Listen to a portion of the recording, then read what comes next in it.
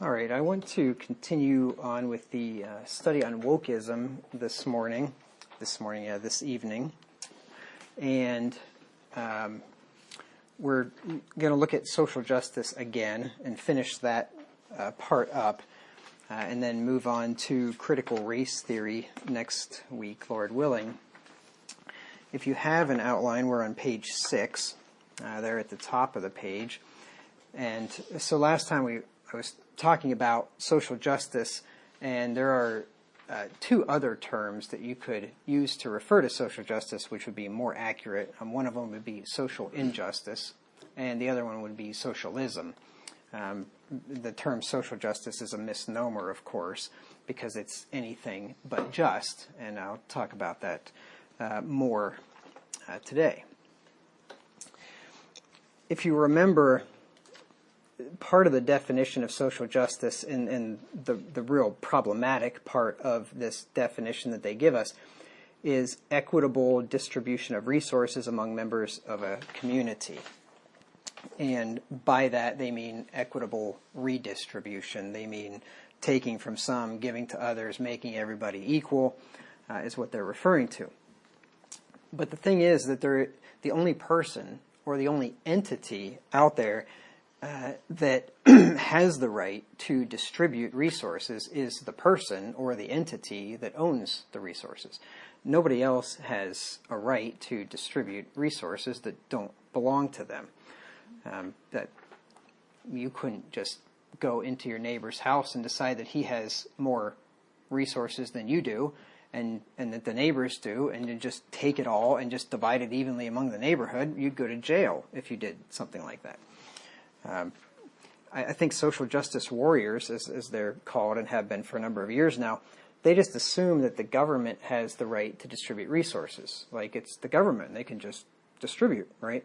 But that's ridiculous because the government doesn't own any resources, right? If you think about like when the government was first formed, the government didn't own anything, right? The only thing the government has is what it takes forcibly from other people. So they don't have resources to distribute. And if they did, as soon as they distributed them, they'd have to rob other people to distribute more, right? So they don't have resources. This whole idea is what you call collectivism instead of individualism. Like we all collectively kind of own everything, and therefore, the government is used to spread everything out among all of us. And like I said, that's socialism. The scripture teaches that the owner of something has the power over it. And we see, among other places, we see this in Acts 5 and verse 4.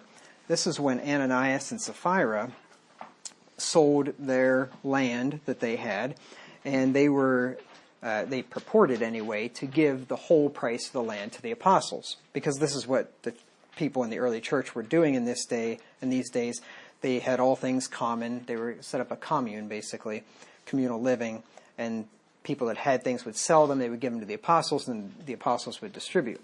The thing is, though, this wasn't communism because this was all voluntary. Nobody had to sell their stuff. Nobody had to give it to the apostles. They did, and it didn't work out very well. When a dearth came, the other churches were taking up a collection for the poor saints in Jerusalem, the ones that tried this communal living. Not a good idea. The Pilgrims tried communal living when they first came over here and just about died the first year until they figured out free market capitalism, essentially, every man for himself, and that worked out far better. But anyway, in Acts 5 and verse 4, so Ananias brings this money that he got from selling the land, and he pretends as if he's given Peter the whole thing. And Peter, because of the revelation of the Holy Spirit, knew that Ananias had kept back part of the price. And there in verse 4, he says, whiles it remained, that is the money that he got from selling the land, whiles it remained, was it not thine own? And after, that's the land, pardon me. While the land remained, the property, it was his own.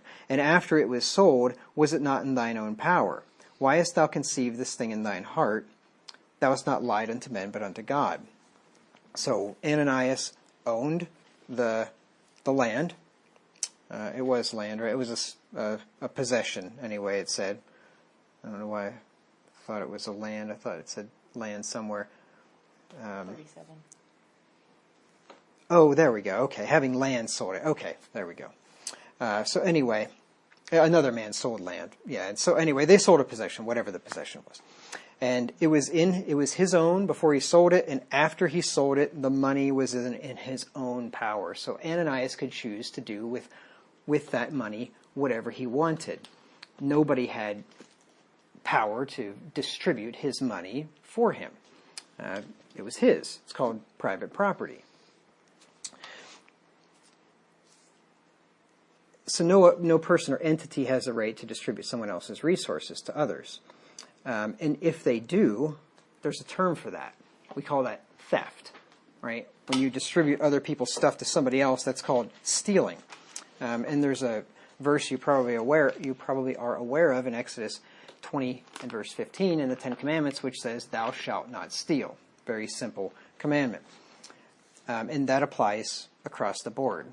Nobody's allowed to steal, including governments or any other organization like that. Ron Paul used to have a little plaque on his desk that said, "Don't steal. The government hates competition," which I thought was kind of funny. So theft is theft, no matter if it's committed by an individual or a mob or a government. It doesn't matter. And furthermore, receiving stolen property is a crime, whether the stolen property comes from an ordinary thief or a government agency. If the government steals from me, and they do all the time, every 3 months I got to send them in a big check, against my will, right? And it's not even legal because the income tax is unconstitutional, and there was no income tax in this country for 100 and some years prior to them concocting some scheme to try to make it legal. Anyway, when they steal money from me and from others, and then they send it off to somebody else for something, well, that's stealing, and the other person is receiving stolen property. Now, that would be a crime if it was in any other context, but when it's the government, people don't think anything of it. But it is theft, nonetheless. Just like Robin Hood. Right, exactly, and that's the thing. People think Robin Hood was a good guy. Oh, he stole from the rich to give to the poor. And when we read that story in school, everybody's cheering on Robin Hood like, "This is great. He's stealing from the rich to give to the poor." That's evil. I mean, but that's when you give the state the responsibility to educate children, you know what they're going to do? They're going to teach them socialism. They're going to have them read Robin Hood and tell them Robin Hood was a good guy, right? That's what they do. So no person has an inherent right to any of the resources in society. Like, it's not like you're born into this world and there's some natural law that says you are now entitled to 1/8 billionth of the resources on this planet, right? Just divided up evenly among everybody. You're not entitled to anything, right? Nobody has an inherent right to anything. And here's the reason, and if you think about this, maybe you never have. But one man's right is another man's obligation. So if I have a right to something, that means that somebody has an obligation to provide it for me, right? Now think about children. Braden has a right to food. He has a right to shelter. He has a right to, medical care because he's a child, a young child. He has a right. What does that mean, therefore? It means that you two have an obligation, right? I don't have a right to food because I'm a big boy. I'm an adult. I don't have a right to health care. I don't have a right to education. I don't have a right to transportation. I don't have a right to housing. I don't have a right to anything. Because if I did, it would mean that somebody has an obligation to provide it for me. Nobody does, right? I have an obligation to provide for myself and my family. Nobody else has an obligation to provide me anything.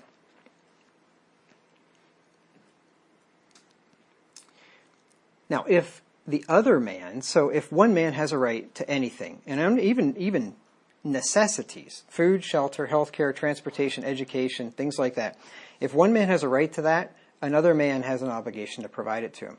And if the other man does not want to provide it for him, or to provide him the means to acquire it, like money, then that other man must be forced to provide it, right? If I have a right, somebody's got an obligation. If somebody doesn't want to fulfill that obligation, they have to be forced to fulfill that obligation to give something to me, right? That's the only way it can work. This means that the provider of the thing is made a slave to the man to whom it is provided. Right? If I have an obligation, if the government tells me I have an obligation to turn over X percentage of my income to give it to so that they can give it to somebody else, whether it's some guy on welfare, whether it's some military industrial contractor, whether it's some foreign aid, whether it's, Medicare, Medicaid, Social Security, whatever. If I have an obligation and I don't want to give up my money for that, and I don't, I'm forced to do so. So what does that really make me? A slave. It makes me a slave to the person that I am an indentured servant to. Because ultimately, the government's just the middleman. I am an indentured servant to a bunch of people out there that end up with my money, basically, and so are you. We're all indentured servants to other people. Now, forced slavery, in my mind anyway, is not justice. That is not social justice. It's forced slavery. Now, the same people, the social justice warriors, would decry slavery as one of the most evil institutions ever, like it's the worst thing in the world, even though the Bible allowed it under certain circumstances. But slavery would be the worst thing in the world. But they promote slavery. Because if you want to make everybody equal, you have to force some to give up their resources to others, and that is forced servitude. Think about it. But consistency is not exactly one of their strong suits, is it? Now, here's another problem with the whole social justice idea, and that is that God has ordained that there will be both rich and poor on this earth. People want to overthrow this idea. Yeah. This is the way that God has set things up. Now that may sound unrighteous to us in our flesh. Like, why would God have set it up so that there will be rich and poor? Why wouldn't God just make everybody rich? Or why wouldn't he make everybody in the middle? Why wouldn't everybody have the same amount of stuff? Well, go ask him about it. I don't know. But I'm going to give you verses which show that God has ordained it to be this way. It says in Proverbs 22 in verse 2 that God is the maker of both rich and poor. Proverbs 22 and verse 2. It says, "The rich and poor meet together. The Lord is the maker of them all." So the Lord makes the rich man, he makes the poor man. Obviously, he made them rich or poor. And he could easily make them the opposite, right? He could make a poor man rich, and God has infinite resources, right? So the fact that the poor man is not rich means that God, at a minimum, didn't permit it, and he certainly didn't cause it, and he could have done both, but he didn't. Why not? We don't know why not. It doesn't really matter why not. God can run his universe however he wants. But we have verses that just flat out say that God makes some rich and some poor. Let's look at 1 Samuel 2 and verse 7. 1 Samuel 2 and verse 7. And, I mean, to an extent, we're all both rich and poor. If you think about it, I mean, all of us are rich compared to people that live in Bangladesh, and all of us are poor compared to millionaires and billionaires, right? So we're all rich and poor in some way. But do we have any right to complain about it? That I don't have the billions that Bill Gates and Jeff Bezos does? No. Do I have the right to boast about it, that I have more than the guy in Bangladesh? No, right? God's made me how he has, blessed me how he has, and that's his prerogative. Right? It's the potter doesn't have any right to complain about, or the clay doesn't have any right to complain about how the potter made him, as the scripture says there in Romans chapter 9. 1 Samuel 2 and verse 7. It says, the Lord maketh poor and maketh rich. He bringeth low and lifteth up. So there you have it. He makes poor, he makes rich, he brings low, he lifts up. The Lord chooses to give some people more wealth than others. Now, this whole social justice theory wants to undo all that. They think, implicitly anyway, maybe they wouldn't say this, maybe they would say it, They think the way that God set this world up is wrong. They want to make everybody equal, right? But God didn't make everybody equal. And God doesn't want everybody equal. And you know how I know he doesn't want everybody equal? Because he didn't make everybody equal. If he wanted everybody equal, he'd have made them all equal. Because he does whatever he wants, right? It says he doeth according to his own will in the armies of heaven and among the inhabitants of the earth. And none can stay his hand or say unto him, what doest thou? So if he wanted it differently, it would be differently. Let's look at Psalm 75 and verse 7.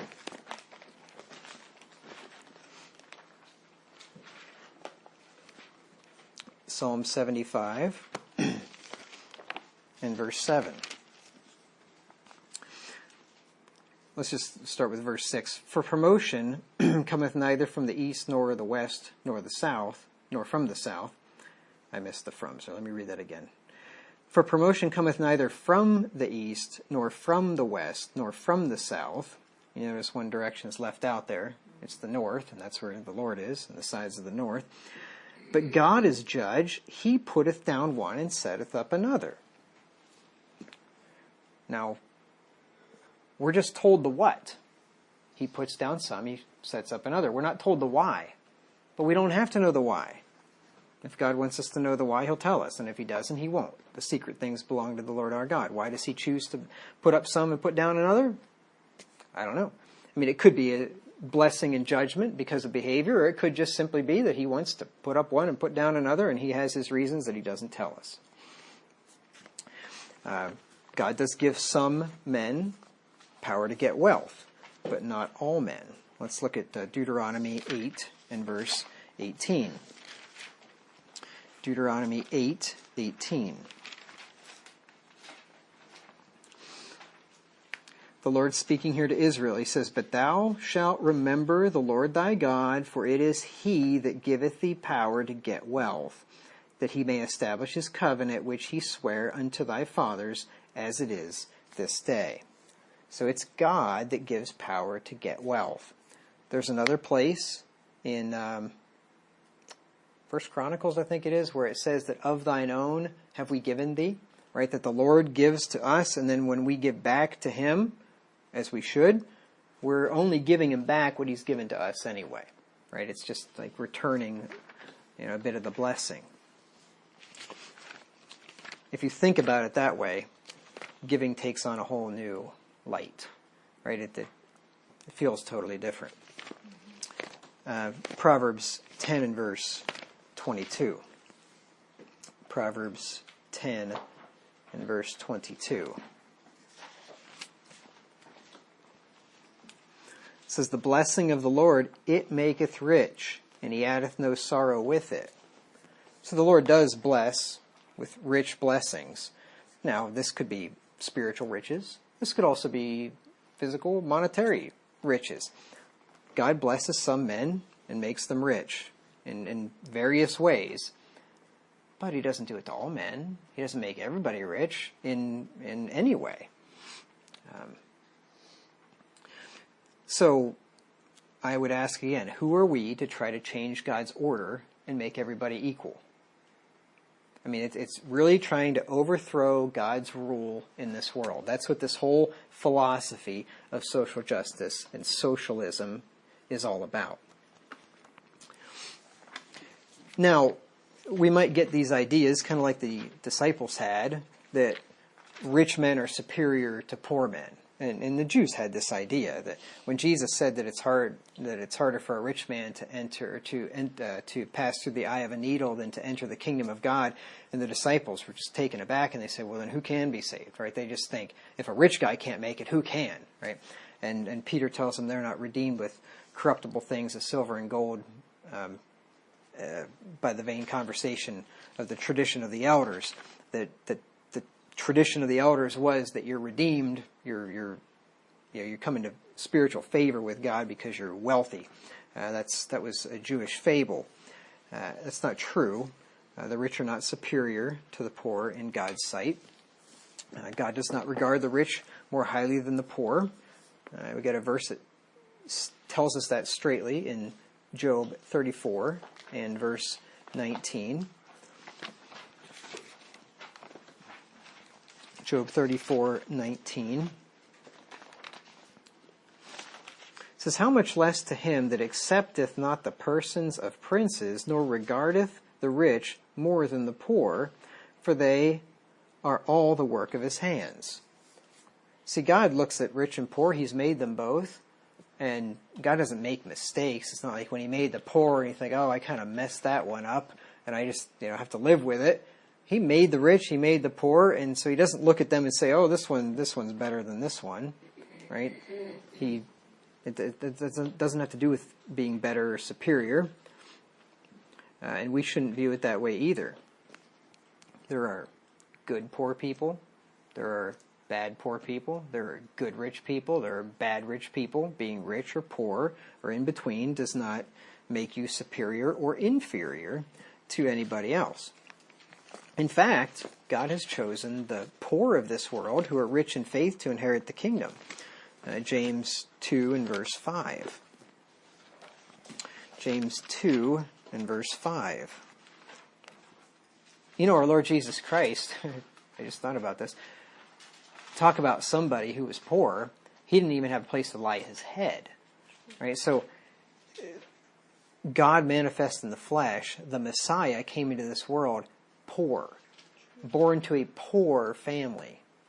And we know that because when Mary offered a sacrifice, which was necessary for according to the law, after I think it was 8 days or so, she offered a turtle dove or pigeons. That was a poor man's offering. So Jesus was born to a poor family, and he himself was poor. He said, the Son of Man hath not where to lie his head. So we can't charge God with injustice when God himself, when he came to this earth as a man, came as a poor man. Right? Can you imagine if the social justice warriors were around back then trying to convince Jesus that God messed up by making him poor when he was God himself, right? I mean, think about it. So anyway, James 2 and verse 5, hearken, my beloved brethren, hath not God chosen the poor of this world, rich in faith? See, they're materially poor, but they're spiritually rich, and heirs of the kingdom which he hath promised to them that love him. So God has a special place in his heart for the poor of this world who are rich in faith. They're blessed. In the Beatitudes in Matthew 5, it says, blessed are the poor in spirit, for theirs is the kingdom of God. It's the character of a man, whether rich or poor, which determines his superiority over another. Now let's look at Proverbs 28 and verse 6. Martin Luther King was certainly not the hero that everybody makes him out to be. He was a morally reprehensible man and a heretic. Didn't believe in the virgin birth of Christ. He truly was a heretic. He was also a Marxist and a communist. And he was also a philanderer and was a fornicator and had prostitutes and all kinds of stuff. The government had all kinds of dirt on him, and I think when they were done using him, then they, took him out. But anyway, regardless of that, when he said that I have a dream in that speech, and he said that someday that his children would be judged by the content of their character and not the color of their skin, he was absolutely right. So I don't disagree with him taking a stand against systemic racism within the government and things like that, Jim Crow laws and all that. I certainly have no problem with that, but he himself certainly was not the model of virtue that they make him out to be, that's for sure. Proverbs 28 and verse 6. But if you say that in polite company, you're going to be in a lot of trouble. Proverbs 28 and verse 6. Yeah, if you think the NSA is just recently started spying on people, you're wrong.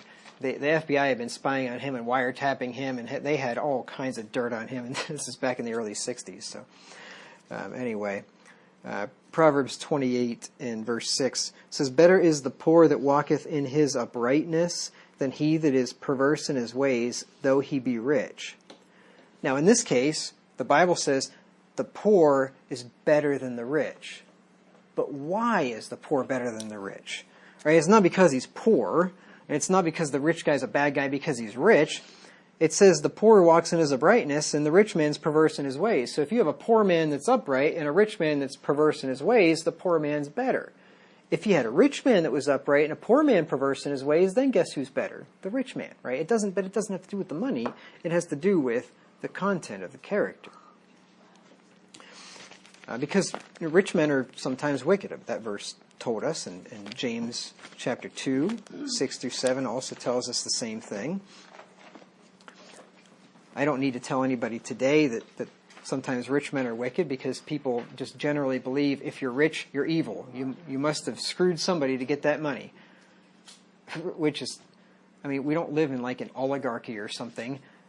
We live in a free market or a mixed market, but somewhat free anyway. And typically people that end up with a lot of wealth do so by benefiting other people and providing goods and services that those people value more than their money, so they trade their money for the goods and services, and right, so that's how people get wealthy.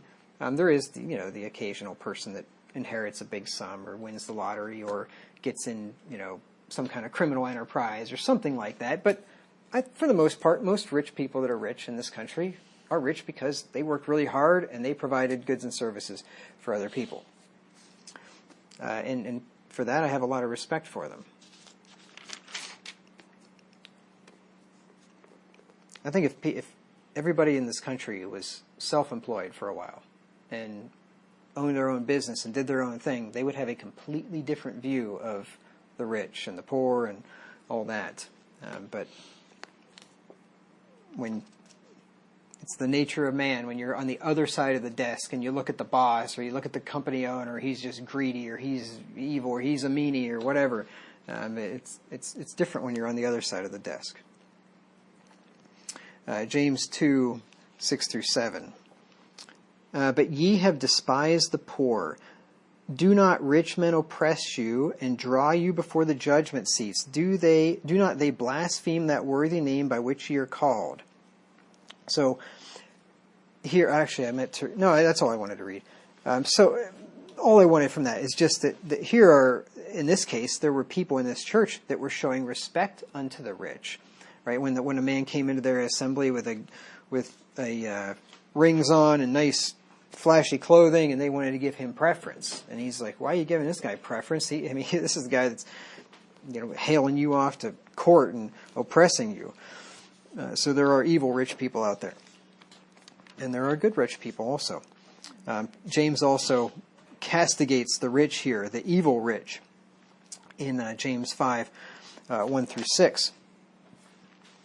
He says, "Go to now, ye rich men, weep and howl for your miseries that shall come upon you.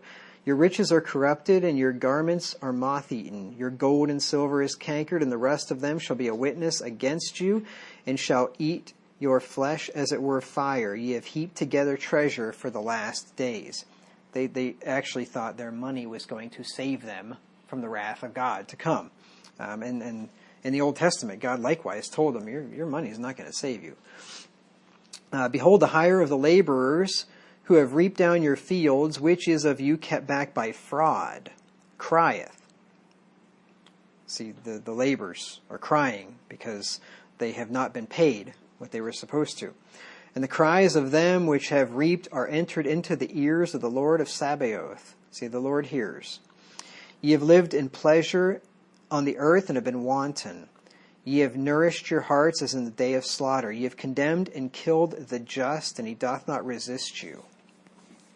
So this is a sordid description of evil people here. And see, the Bible is not pro-rich or pro-poor. It's not like God shows favoritism to the rich here. He condemns them for not paying their laborers what they had contracted with them to pay. Pastor Wagner, what's wanton again? Like full of lust. Okay. Yeah. Now, one way, switching gears here slightly, still in the same overall topic, one way that social justice warriors seek social justice is with what is called a progressive income tax. meaning that the income tax brackets change as you make more money. And this is an evil system, if you ask me, because you're basically being penalized for making more money. And in a capitalistic society, I've already explained, how you make more money is you provide more goods and services for lower costs, benefiting people. So the more benefits you make to society, the more you're penalized. Think about that. That's what a progressive income tax is. You make X amount of money, you pay 10%. You make twice that much money, you pay 20%. You make three times that money, 30%, right? 40%, whatever. So the more you make, not just the more in sheer amount you pay, but the more percentage you pay, right? It's one thing if everybody pays the same percentage, then the rich would pay more in amount, but not in percentage, right? But it's a whole nother thing. Whole nother's not correct English. It's a whole other thing to make them pay more percentage-wise as they become wealthier. It's a stupid idea too, because like I said, it penalizes productivity and rewards sloth. I mean, it's a foolish system. God did not ordain any kind of a progressive tax in Israel. There was different offerings. Everybody's familiar with the regular old tithe offering, and I'll get to that one in a second. But there was also an offering, it was an atonement, an offering for an atonement, and every man in Israel had to pay the same half a shekel, whether he was rich or poor. Now let's look in Exodus 30, 11 through 15. And the interesting thing is, there's something, it's called it's the Phillips curve or the Laffer curve. I can't remember which one, or it may not be either one. But there's a curve, and it shows that when tax rates go up, for a while, the government brings in more revenue as tax rates go up. But then at a point, the tax rate, when it gets to a certain point, the government actually starts bringing in less revenue as the tax rate gets higher and higher and higher.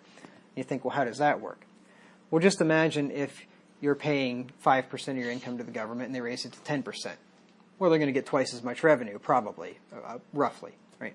But imagine if you're paying 10% and then they raise your effective tax rate up to 95%. Are you going to give them 95% of your income? Of course you're not. You can't. You're going to starve, right? You're not going to give them 95%. And anybody that's super wealthy that could actually afford to do that, why would he?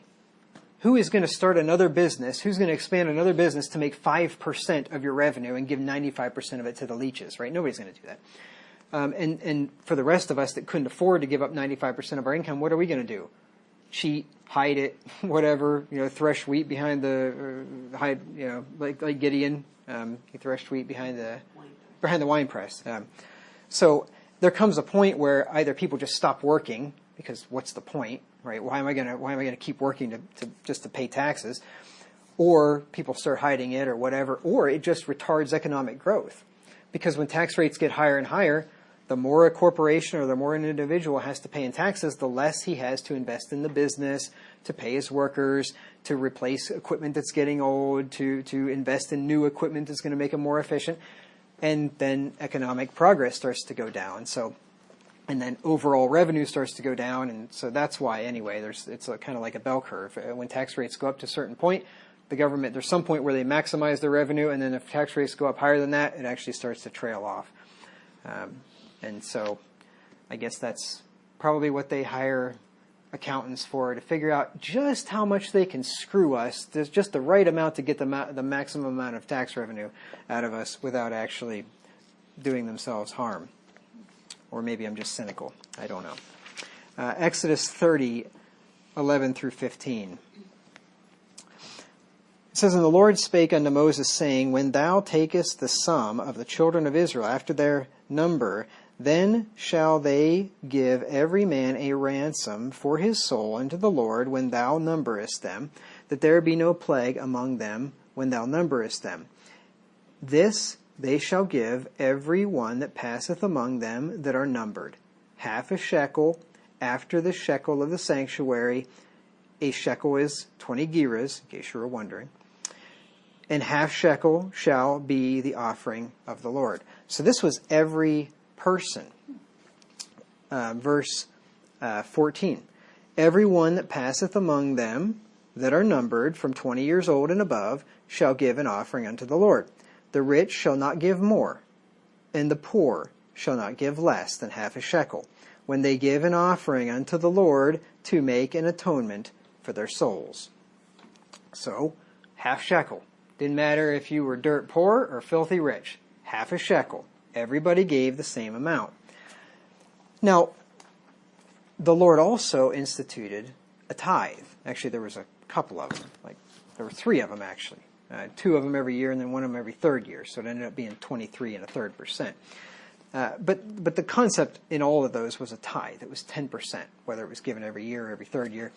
And it would be 10% of, the poor man's income, 10% of the rich man's income. Everybody gives the same percentage, but people would be giving more of, in absolute terms. But the percentage was the same. We see this, just one example, is in Numbers 18 and verse 24. I'm sure you're aware of this, but I just wanted to give you one verse. Numbers 18:24 says, but the tithes, now tithe is 10%, that's what the word means. But the tithes of the children of Israel, which they offer as an heave offering unto the Lord, I have given to the Levites to inherit. Therefore I have said unto them, among the children of Israel they shall have no inheritance. All I really wanted from that was the children of Israel gave tithes, 10%. The rich didn't give 20 or 30, and the poor give 2 or something. Everybody gave the same percentage. So no progressive tax in Israel. And that's why the income tax, I just think, is evil on so many levels. You're taxing income, so you're taxing people when they make money. I think it makes sense. If you're going to tax somebody, tax them when they spend the money. Don't tax them when they make it, because you are disincentivizing labor, capital investment, production, right? Because anything you tax, you disincentivize, right? So you don't want to disincentivize labor and production. If anything you want to disincentivize, it would be spending on things that you don't really need, right? If you want to, pleasure, things like that. So, have a sales tax or something if you want to do that. And it's also more fair because everybody pays the same percentage. And if the rich want to go out and blow all their money, which they probably don't, because if they did, they wouldn't be rich. But if they wanted to go out and blow all their money, well, then they'd pay a lot more tax. And if the poor wanted to be frugal, which they probably are, or should be, maybe they're not, maybe that's why they're poor, I don't know. But anyway, you wouldn't have to spend as much tax. If you don't want to pay as much tax, well, don't go waste your money so much. You don't have to pay so much tax, right? So I think that would be a more fair system. But the fact is, I don't want to get off on too many rabbit trails, but Ron Paul pointed this out back in 2007 or 8 in his first campaign. And he said at that time, and it's probably still true now, that if the federal government would roll back their spending to what it was, I think it was in 1998. So it was about 10 years prior to that. If they just roll spending back to 1998, which in 1998 we still had an enormous government, okay? It wasn't like we had, it wasn't like 1798, right? 1998 we had big government. A lot smaller than we do today, but it was still very big, right? If they'd have rolled it back 10 years, we could have completely eliminated the income tax and had the same budget. So in other words, if the income tax brought in, let's just say $2 trillion at that time, I don't remember the numbers. In 2008, if the income tax brought in $2 trillion, if you just rolled back government spending to 1998, it was $2 trillion less. So you could get rid of the whole income tax and you'd have the same exact budget. The government would have the same exact money if they just went back 10 years to a not quite so big government. People are like, what would we do without the income tax? We'd have the government we had in 1998. That wasn't too bad, was it? That's what we could do without the income tax. You don't need it. We just need a lot less government spending. But like I said, even that was a ton of government. we didn't even have an income tax until 1913. And then even then it was on the uber rich, and it was like 1% of their income or something, and that's how they sold it, right? Oh, it's only going to be basically on the billionaires. It'd be the equivalent of billionaires today or something like that. It's only going to be on the uber rich, and it's just 1%. Who cares, right? Hardly anybody was that rich. It's only 1%, and it's only temporary anyway, right? There's nothing so temporary. Or there's nothing so permanent as a temporary government program. Remember that. So anyway, that's the old camel, the proverbial camel's nose under the tent. And then what happened with the income tax? Then it started to be more than 1%, and the percentage goes up, and then they start to lower the amount of income that you have to make to be able to pay the tax. And before you know it, every Tom, Dick, and Harry is paying out a big chunk of his income to the federal income tax. And it used to be you had to send in the money yourself. They would send they would tell you what you owed. That's why it's called a tax return. The government would send you a bill and say this is what you owe, and you would return it to them. Now you have to violate the Fifth Amendment, testify against yourself, tell them all this personal information about all your income and all your expenses and all your deductions and all this stuff. Give up all this information they have no right to, and pay them the tax. And furthermore, most people don't even have to do that because it gets taken out of your check automatically. And they started that in World War II. So it's incremental. It goes, it starts off with hardly anybody is paying hardly any tax, and now it turns into everybody gets a big chunk of their paycheck taken from them every single week or 2 weeks or month. That's why you can't give them an inch. You give them an inch, they take a mile. All right, anyway. This is the problem. When I get on a topic that I'm interested in. Okay, so people are responsible to take care of and help the poor. That's true. We are responsible to do that. But the key word here is voluntary. We are responsible to voluntarily help and take care of the poor. And you see this from Mark 14 and verse 7. Mark 14 and verse 7.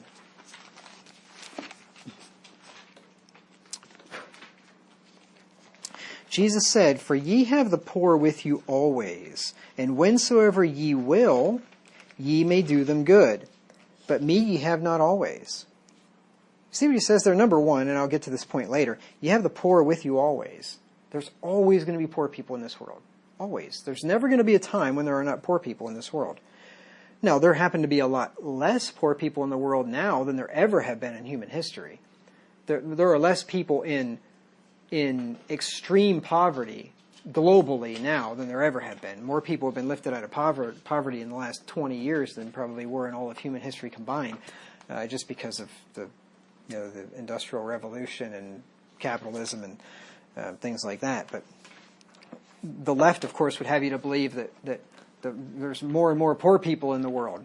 Not globally. I mean, maybe there's getting to be more poor people in the United States because of their stupid policies, but globally there are not more poor people. There are less poor people than there ever have been.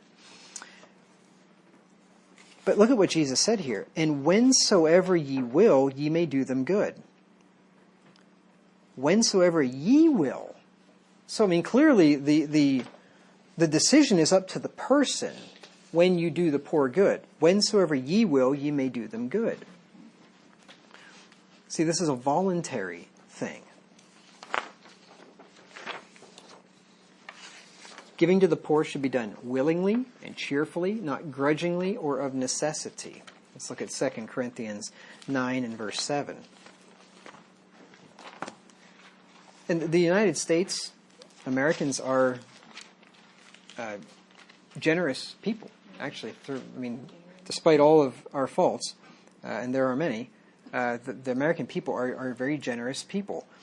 And I think they would be a lot more generous if it wasn't for all the government handouts and safety nets and all that kind of stuff. For one thing, they'd have a lot more money in their pockets to be generous with. And secondly, when government takes care of the poor, or at least you think government is taking care of the poor, a lot of people are like, well, I don't need to help out because the government's there. The government will take care of them. Where if the government wasn't there, people would take care of their own more. They'd have more means to take care of their own. And furthermore, there would be less to take care of. Because when private individuals are giving charity and helping out the poor, they're not just going to blow their money willy-nilly, right? They're going to be careful who they give money to, and they're going to make sure that they're actually helping people and getting them on their feet and not creating dependence for the rest of their lives, right? When charitable organizations that are privately run help the poor, the idea is to get people off the rolls, not on the rolls, right? When government helps out the poor, the idea is to get people on the rolls because that justifies their existence, and then they get bigger budgets and they can hire more bureaucrats and all this stuff. So it's such a perverse incentive. They don't want to help the poor. They want to get more poor, right? Because then they justify their own existence. But anyway, 2 Corinthians 9 and verse 7. 2 Corinthians 9:7. Every man according as he purposeth in his heart. See, it's up to the man how much he gives. So let him give, not grudgingly, nor or of necessity, for God loveth a cheerful giver. So we ought to help, and this is actually in the context of helping the poor. This chapter, along with chapter 8, is talking about taking up that collection for the poor saints in Jerusalem. This is actually not referring to giving to the church or to the ministry per se. This is really referring to giving to the poor. You look at just up in verse 2, for I know the forwardness of your mind, for which I boast of you to them in Macedonia, that Achaia was ready a year ago, and your zeal hath provoked very many. If you just read these two chapters, 8 and 9, he's talking about taking up a collection for the poor saints. And this is to be done not grudgingly, not of necessity, so you don't feel like I have to do it, right? And cheerfully. And it truly is. Jesus said, no, it was not recorded until Acts, much later, that Paul said that Jesus said, it's more blessed to give than to receive. But it really is. You've probably experienced that before. It gives you great pleasure to give to the needs of other people. Even more pleasure than to get when somebody else, gives to you. Now, giving to the poor should also be done with discretion, not carelessly. Psalm 112 and verse 5. Psalm 112 and verse 5.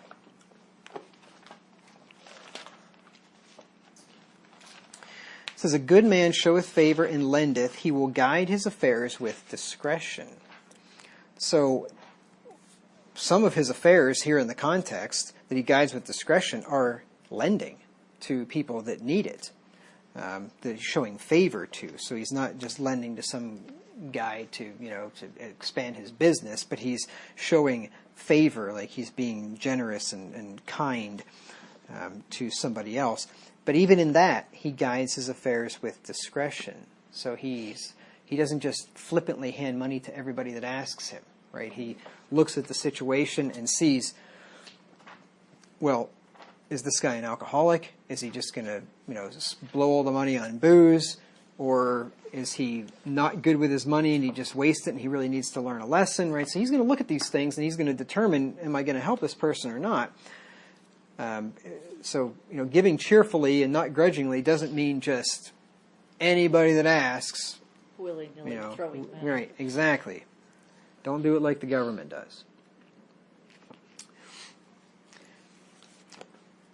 God commanded Israel to help those that were in genuine need, but God never set up a welfare state wherein the government forcibly took wealth from one person to give to another. Now let's look at Deuteronomy 15, 7 through 11. See, God is all about charitable giving, but he didn't set up some kind of a welfare state like we have today to accomplish that. Deuteronomy 15, 7 through 11.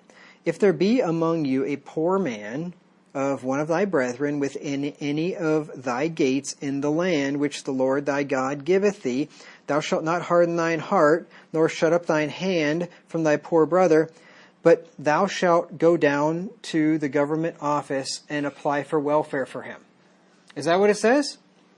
But thou shalt open thine hand wide unto him, and shalt surely lend him sufficient for his need. So this isn't just all of his desires, but it's his need, things that he actually needs, in that which he wanteth, which in the King James want and need are synonyms, they mean the same thing. Beware that there be not a thought in thy wicked heart, saying, the 7th year, the year of release is at hand, and thine eye be evil against thy poor brother, and thou givest him not, and he cry unto the Lord against thee, and it be sin unto thee. See, the 7th year, if you loan money to somebody, then it's all forgiven. So the Lord's like, now don't think about this being this, 6 years and 8 months, and as soon as you give it to him, you're never going to get it back, right? Because the debt's wiped out. Don't think about that. Thou shalt surely give him, and thine heart shall not be grieved when thou givest unto him. Does that kind of sound like not of necessity, not grudgingly? Right? Same exact principles being taught here in the Old Testament that's taught in the New Testament. Because that for this thing the Lord thy God shall bless thee in all thy works, and in all that thou put thine hand unto. You see, the Lord will bless the person for that. He that giveth bountifully shall reap bountifully. Same principle taught in the New Testament. You give to others, the Lord will take care. He'll make sure that you get it back. For the poor shall never cease out of the land. Therefore I command thee, saying, thou shalt open thy hand wide unto thy brother, to thy poor, and to thy needy in thy land. Now also, this was thy brother, thy poor in thy land. This wasn't people over in, Brazil or something, right? Or some foreign land that they heard about on the cable TV show they were watching, which they didn't have, right? This wasn't something like that. This was people that they actually saw in their own midst. They knew the guy was poor. They could see what his needs were. So don't ever feel guilty about, if you see some ad on TV about, some poor people in Africa or someplace else and feel like you have to give to that. You can if you want. Honestly, probably a lot of these organizations, if you give $100, probably about 10 of it maybe gets to that poor guy, and then the other 90 gets to run the organization. If you're going to do something like that, I'd recommend Donor C, Donor DONORSEE. It's an app. It was run by a guy actually that was murdered was it a year ago? About a year ago, I think. Gret Glyer started this thing. It's a phenomenal thing. He's got there's people that use this that are out in the field all over the place in a lot of the poor countries. And they'll find people in a poor country that need maybe a house. House doesn't cost $300,000 there. It costs like $700 or something like that. It's like a block hut or something. Or maybe they need some kind of dental work done, or they need glasses, or they need clean water or something like that. So they'll post this need on Donor C on the app. You can go on the app, you can look, you can see a picture, and here's the person, here's the need, here's the amount of money that they need, here's how much has been donated. If you donate to that, then when they get the enough money together to do it, then as they're doing it, they're sending you picture and video updates. So like if you donate to build a house, everybody that donated for the house gets video updates. Like, here, we're constructing the house. Here, the house is coming along. Here, the house is finished. Here's the couple, or the family. They're standing there. They thank you by name. Like, literally, they're saying your name as you're watching the thing. I mean, it's like, it's actually, you have proof that your money actually did what you gave it to do.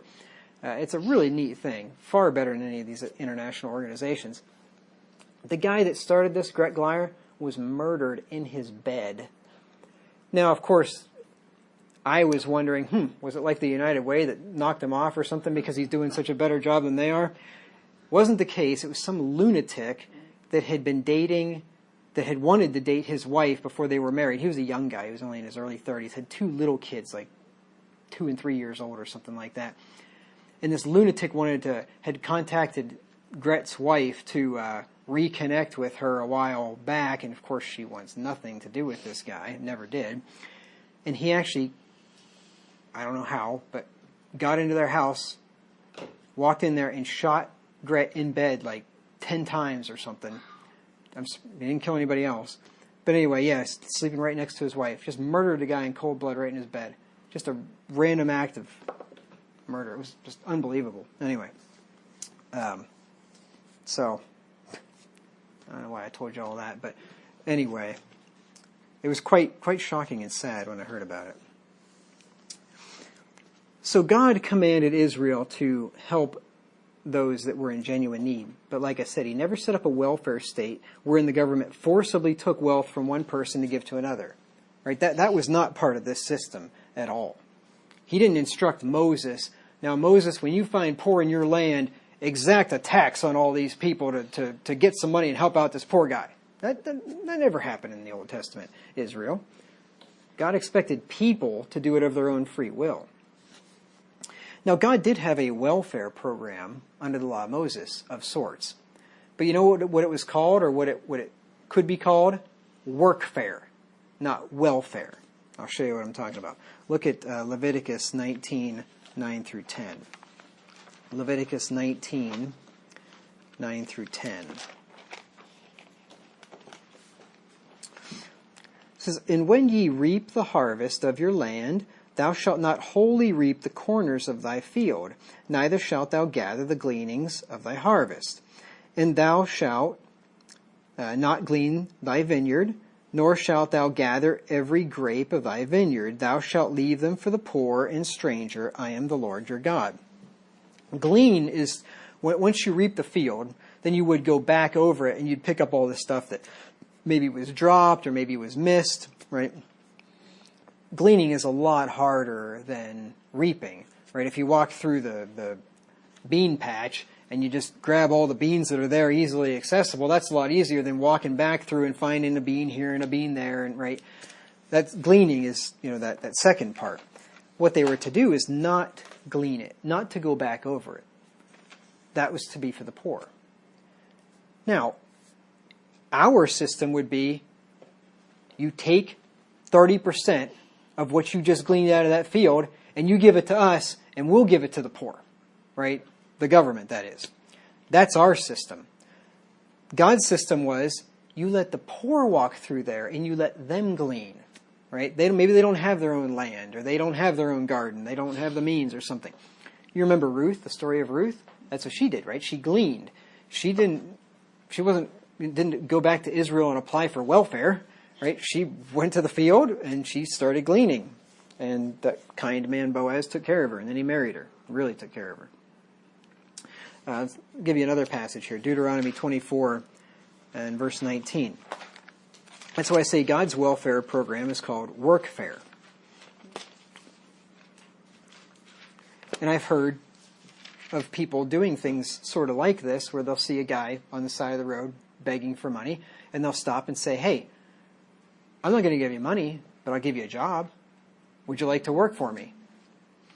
Most of the time, they either say no, or they say, "Oh, yeah, I'll give you a call," and never do.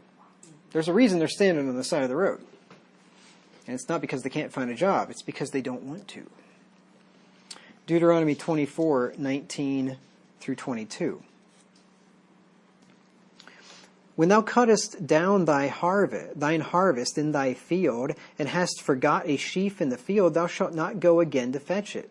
It shall be for the stranger, for the fatherless, and for the widow, that the Lord thy God may bless thee in all the work of thine hands. When thou beatest thine olive tree, thou shalt not go over the boughs." Is that boughs or boughs? I think it might be boughs. "Thou shalt not go over the boughs," again, the branches, in other words.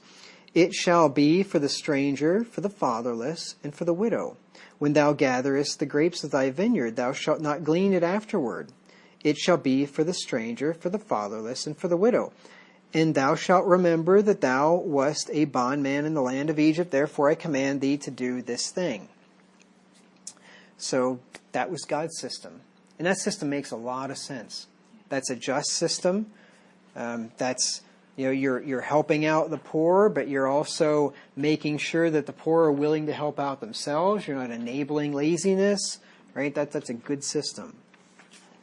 And that's the kind of system that we should have that we don't.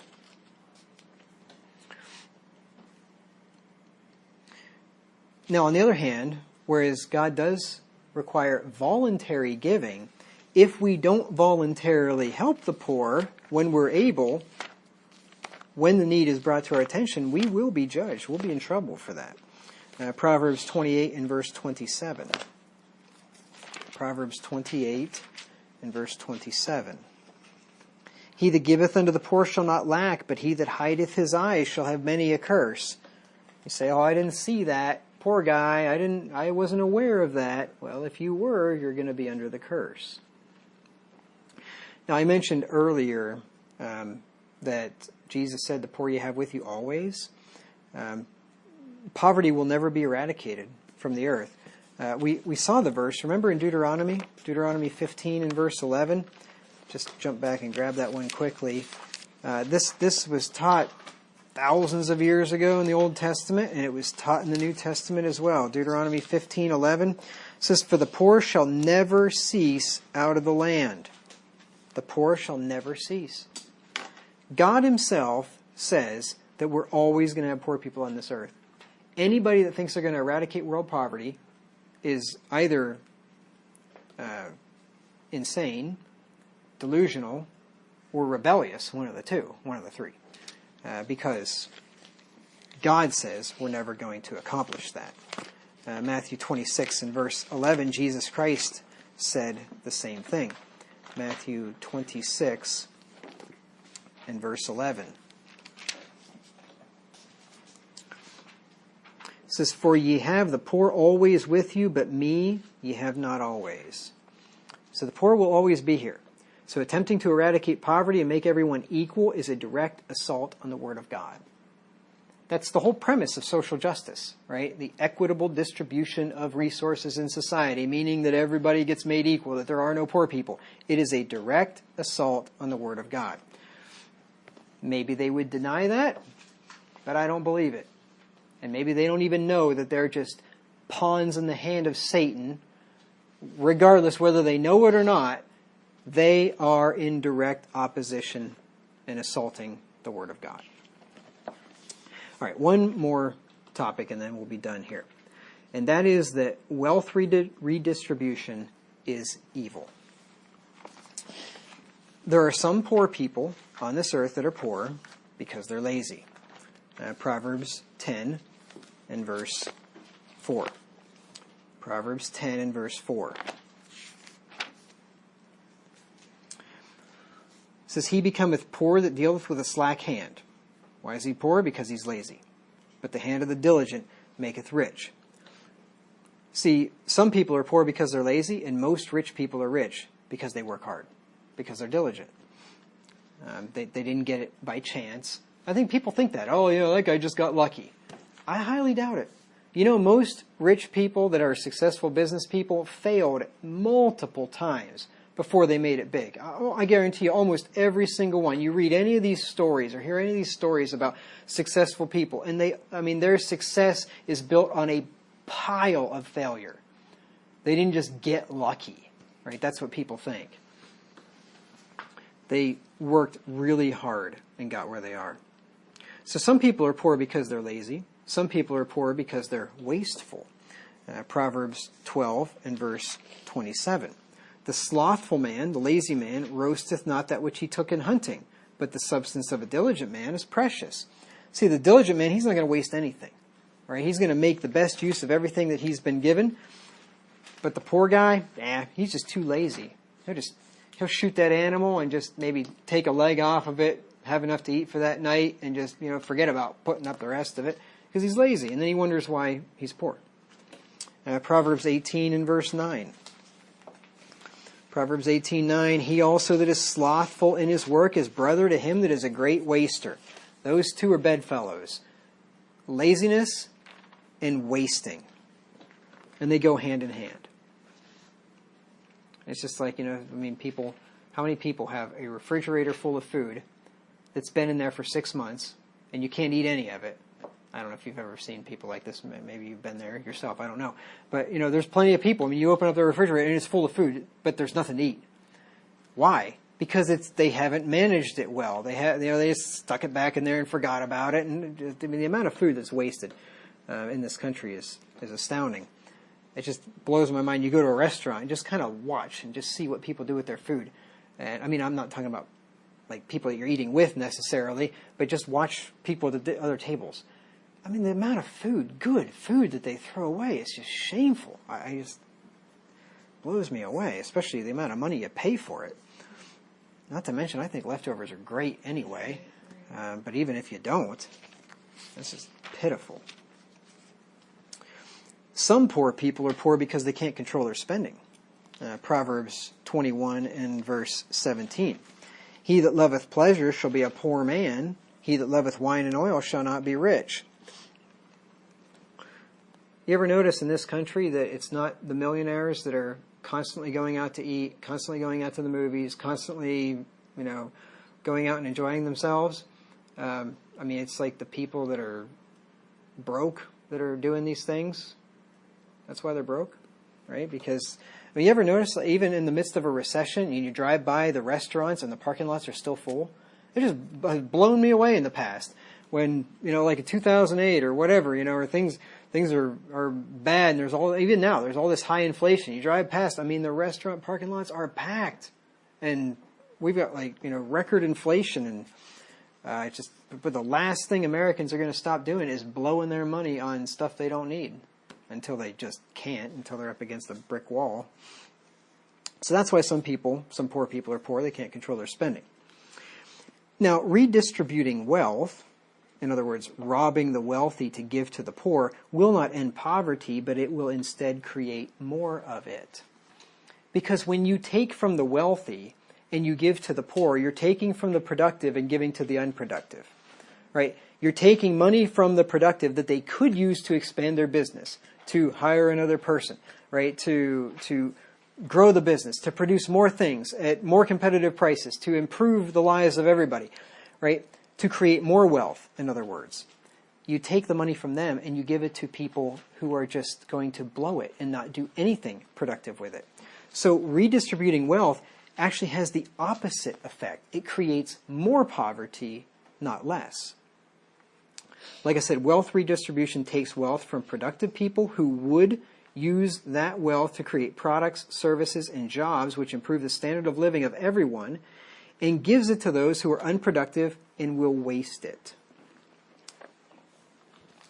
I think about it. I just use myself as an example here. If it weren't for the government taking a big chunk of my money, I could, in the not too distant future, probably be building a house. It's going to take a lot longer now. I could be building a house, so I could be theoretically employing people, right? I wouldn't be directly employing them, but you get the point, right? Builders would have a job to do, right? And lumberjacks would have a job to do, and cement people would have a job to do, or whatever.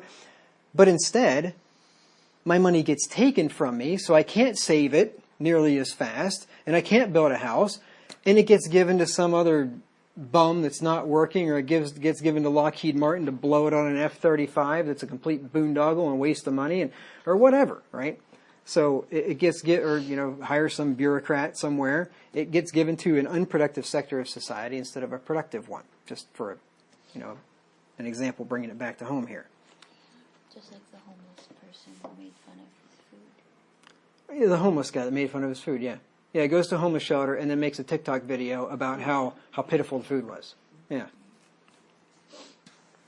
I wish some other guy would have made a TikTok video of him slapping him upside the head. The Bible teaches, last verse here, the Bible teaches that those who will not work should not eat. 2 Thessalonians 3 and verse 10. 2 Thessalonians 3 and verse 10.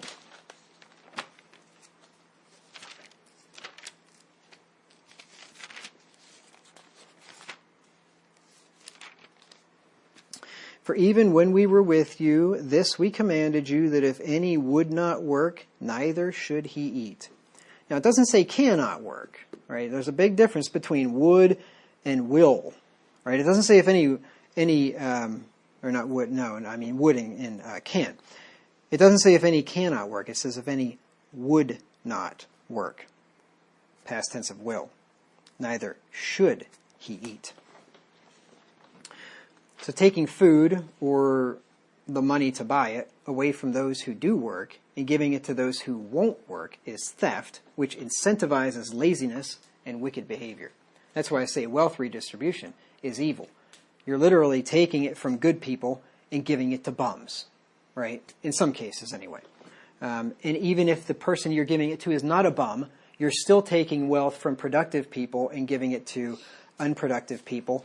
And furthermore, there is no discretion when it comes, or very little discretion when it comes to the government who is getting what. It's not when private people do it, it gets given to the person who really needs it, and it's done to genuinely help that person and to get him back on his feet. When the government does it, it's not done for that. It just incentivizes laziness and wicked behavior. So that takes care of the section on social injustice, socialism. And next time, Lord willing, I will plan to pick it up with critical race theory. Just a quick note at the end of the sermon. The most important thing a believer in Jesus Christ can do is to be a member of one of God's true churches. If you're not already a member of one, go to pastorwagner.com/churches to see if there is a true church or other believers of like faith near you. That's pastorwagner.com/churches.